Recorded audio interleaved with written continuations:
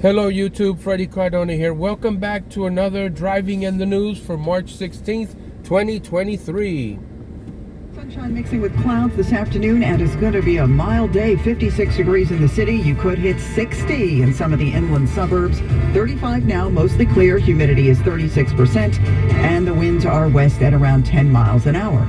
More people get their news from 1010 Winds than from any other radio station in the nation. Stephen Durr is our service aide. Justin Schrager is at the editor's desk.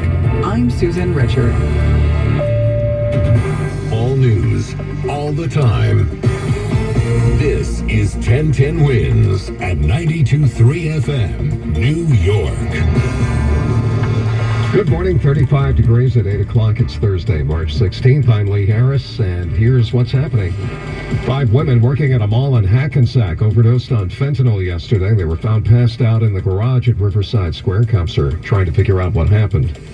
Bad news for Mets fans. All-star closer Edwin Diaz hurt his knee celebrating Puerto Rico's win at the Baseball Classic in Miami last night. 6 people, including 2 children, were hurt when a car ran up on a sidewalk in Washington Heights last night. The driver ran from the scene, but then she came back. The Swiss National Bank agrees to backstop Credit Suisse, somewhat calming Wall Street's fears about more bank failures. Another dead dolphin washes up on the Jersey Shore. Sports, the Islanders won and FDU advances in the NCAA. 10-10 Winds AccuWeather. Much nicer today. Sun and clouds, less wind, a high of 56 in Midtown. Winds News Time, 8:01. Now traffic and transit from Karen Stewart. Here in the city, Columbus Avenue between 102nd and 104th Street has FDNY activity. Only the center lane is available. There are heavy delays to speak of there in the area. Southbound Major Deegan Expressway near Yankee Stadium, we have a disabled vehicle in the left. And that's all it took to back up the southbound Major Deegan Expressway all the way back to Yonkers Avenue in Yonkers. Heading out Staten Island, well, the eastbound Staten Island Expressway at Forest Avenue has got a vehicle fire. They've managed to move it over to the right shoulder. There are delays that go back to the Goethals Bridge. We've got northbound Route 440 delays getting out to Arden Avenue.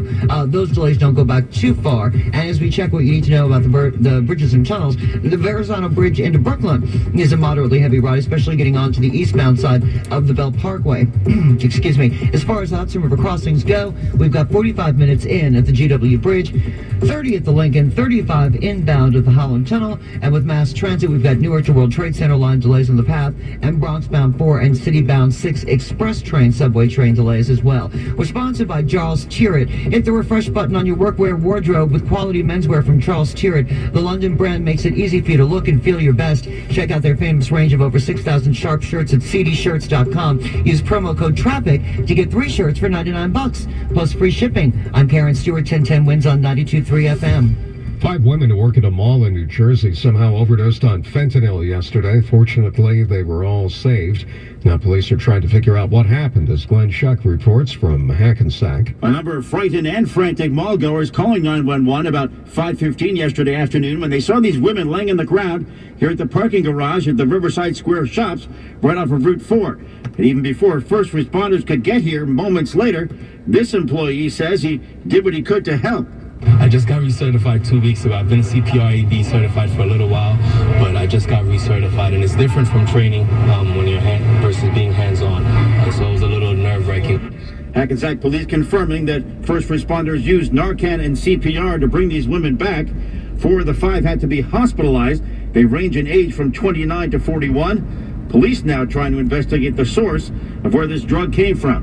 Glenn Schuck, 1010 Winds at 92.3 FM in Hackensack. As Mets fans know, this is what they play when Edwin Diaz comes out of the Mets bullpen. But they weren't playing it last night down in Miami when they were pushing him off the field in a wheelchair. That doesn't sound good. Let's find out what's going on from 1010 Winds Sports Director Mark Renee. Mark? Yeah, Lee, Diaz got hurt in the post-game celebration right off the mound in Miami after closing out Team Puerto Rico's World Baseball Classic win over the Dominican Republic. And SNY's Andy Martino had more early this morning. We do know there's a right knee injury. We do know that there's reason to be concerned that it will be your Brooks Raley's or your David Robertson's closing games for the Mets. Of course, we just don't know yet how long that will be for. The preliminary x-rays did not give a full diagnosis. We'll be waiting for that in the coming days. As the Mets and their fans, who all had such high hopes for the coming season, hold their collective breath and pray to the baseball gods.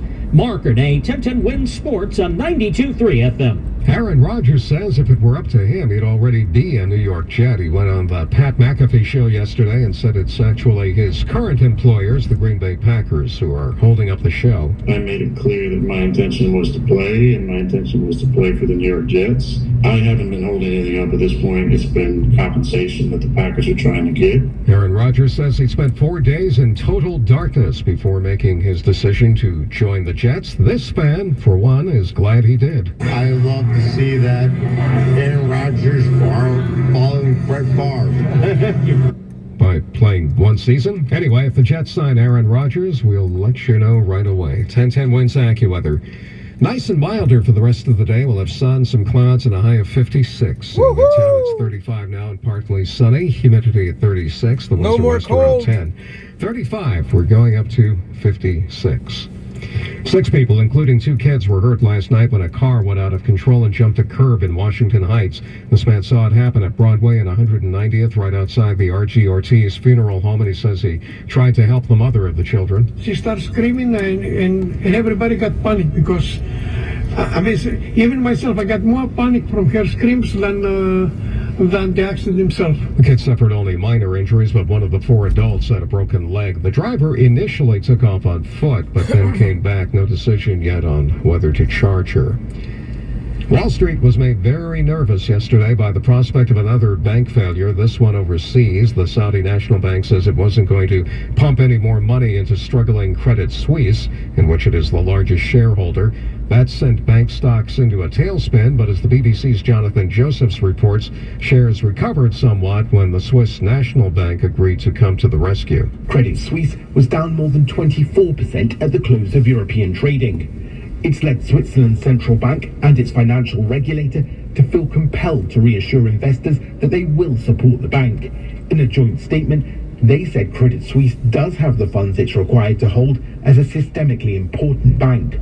Nonetheless, they would make sure it has any cash it needs.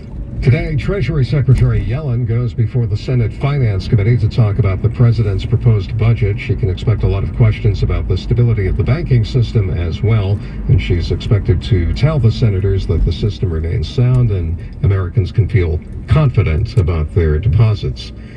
The president's budget chief had a rough day on Capitol Hill yesterday, explaining the president's spending priorities to some unreceptive Republicans. In a hearing with the Office of Management and Budget Director Shalonda Young, Senate Republicans criticized President Biden's proposed budget's top line of $6.9 trillion as a number that could worsen the country's inflation. Some conservatives expressed opposition to Biden's plan to raise taxes on America's wealthiest and corporations and are instead calling for billions of dollars worth in spending cuts. Democratic allies in the Senate expressed support for Biden's plan, saying it will reduce the deficit while protecting social programs. Em Nguyen, ABC News, Washington. Greg Bassett walked out of the Yaya Deli in Brownsville, Brooklyn, just before 5 p.m. yesterday. Some young men were waiting for him, and they shot him. Greg Bassett was 17 years old. Police believe his killing was gang-related. No arrests so far, but we do have pictures of the suspects from the NYPD, and we'll put those up at 1010wins.com. Dolphins don't live forever, but a suspiciously large number have been washing up dead lately in New Jersey, and they found another one yesterday. Another mysterious marine mammal death. A dead dolphin, Leonardo State Marina, Raritan Bay, northern Monmouth County. Since mid-February, 4 other dolphins have washed up close by, 3 at Sandy Hook, 1 at Atlantic Highlands. Another turned up down south in Avalon near Cape May. That dolphin reportedly had pneumonia. Dead whales, too, have been washing up along New York and New Jersey beaches, 11 since early December. Some environmental groups and elected officials blame sonar used for mapping offshore sites for wind turbines.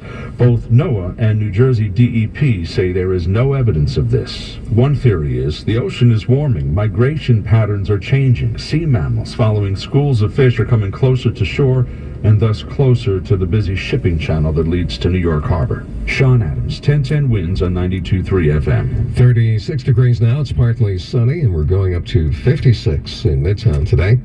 Maybe not the biggest drug and gun bust ever, but the state attorney general says after a 16-month investigation, 3 people are under arrest and a dozen ghost guns are off the street, along with about half a kilo of cocaine. Drugs and guns with an estimated street value of $25,000 were found in this recent takedown. These dangerous weapons were being peddled in neighborhoods where families live and children play. New York AG Tish James, 12 of the 19 guns were ghost guns, sold to investigators in Southeast Queens and Portchester. 3 men were charged in this operation, one from Jamaica, Queens, the other from Florida, and the third, Massachusetts, where most of the guns were traced to in the 16-month investigation. Queens DA Melinda Katz's message. We will make it our job every single day to take more and more guns off the street. The state's also banning and suing several gun distributors and the companies that make their materials. Christy Kalishian, 1010 Wins on 92.3 FM at the AG's Manhattan office.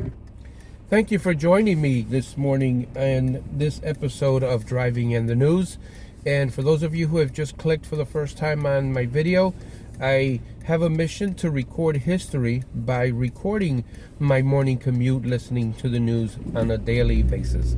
All right, guys, thank you so much for listening and viewing. If you enjoy Driving in the News, let me know in the comments below. I'm really interested in knowing your opinion. All right, guys. Have a nice day. We'll see you on the next Driving in the News.